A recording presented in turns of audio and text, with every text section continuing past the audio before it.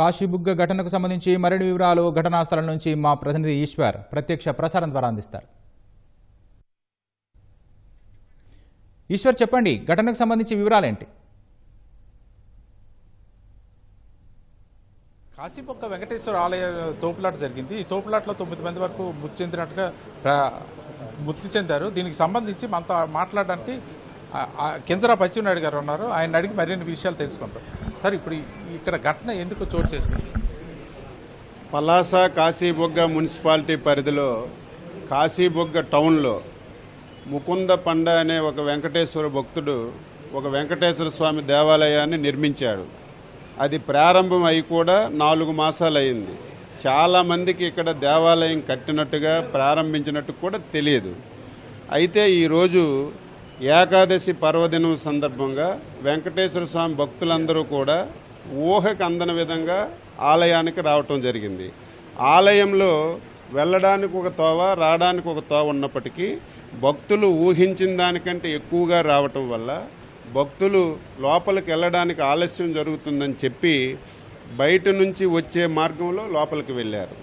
ఈలోగా అక్కడ తొక్కిసలాట ఏం జరగలేదు. ఒక ఐరన్ రైలింగ్ ఉంది, దాన్ని అందరూ పట్టుకొని ఏలాడారు. దానివల్ల రైలింగ్ ఊడిపోయింది. దానివల్ల అందరూ కింద పడి తొక్కిసలాటలాగా జరిగింది. దీనివల్ల స్పాట్లో 7 మంది మహిళలు చనిపోయారు. వెంటనే అందరికీ అంబులెన్స్లు తీసుకొచ్చి పలాస సామాజిక ఆసుపత్రికి తీసుకొచ్చాం. హాస్పిటల్కి సుమారుగా 19 మంది వచ్చారు. 19 మందిలో 2 మహిళలు మళ్ళీ హాస్పిటల్లో చనిపోయారు. ఒక 9 సంవత్సరాల బాలుడు కూడా హాస్పిటల్లో చనిపోయారు. ఇప్పటికీ 8 మంది మహిళలు, ఒక 9 సంవత్సరాల బాలుడు మరణించడం జరిగింది. ఒక 2 మహిళలకి సీరియస్గా ఉంటే ఇక్కడ నుంచి అంబులెన్స్ ఎక్కించి శ్రీకాకుళం రిమ్స్ హాస్పిటల్కి పంపించాం. ఇక్కడ 16 మంది ఎవరైతే ఆ తొక్కిసలాట్లో పడిపోయారో వాళ్ళందరికీ హాస్పిటల్కి తీసుకొచ్చాం. 16 మందిలో ఒక 2కో 3కో ఫ్రాక్చర్స్ అయ్యాయి. అయినా 16 మందికి ఎటువంటి ప్రాణాపాయం లేదు, అందరూ బాగానే ఉన్నారు.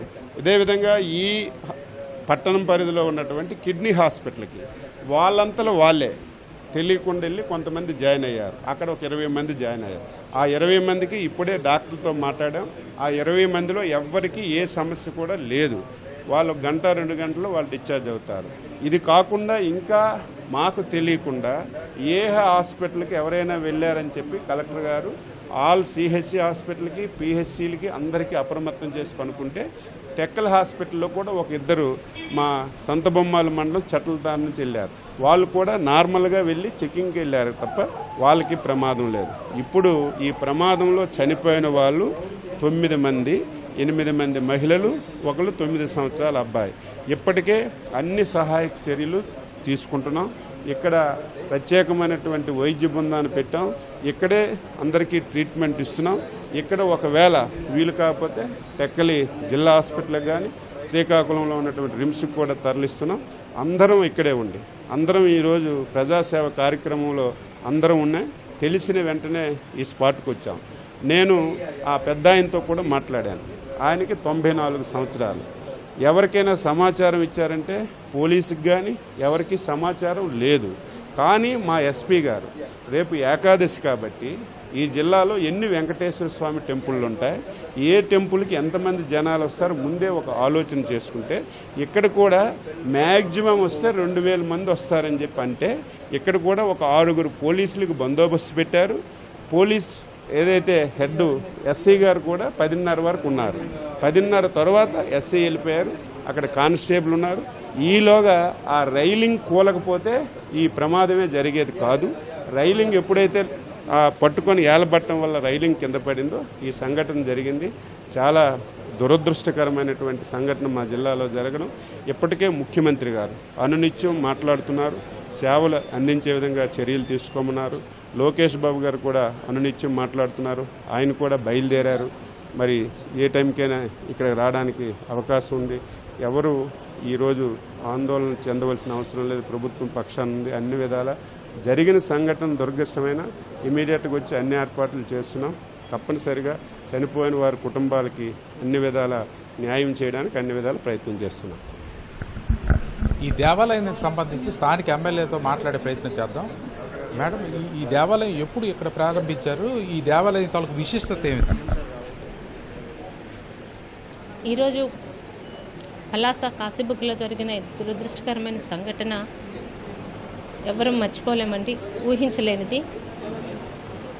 నేను ఎమ్మెల్యే అయ్యే టైంకే ఈ టెంపుల్ కన్స్ట్రక్షన్ అనేది 2-3 సంవత్సరాల నుంచి సాగుతుందని తెలుసు. టెంపుల్ ఓపెనింగ్ 4 నెలల మృతం అయింది. పలాసలో ఉన్న చాలామందికి ఇక్కడ ఒక టెంపుల్ ఉందన్న సంగతి కూడా తెలియదు. ఎందుకంటే ఆయన ఒక వెంకటేశ్వర స్వామి భక్తులు.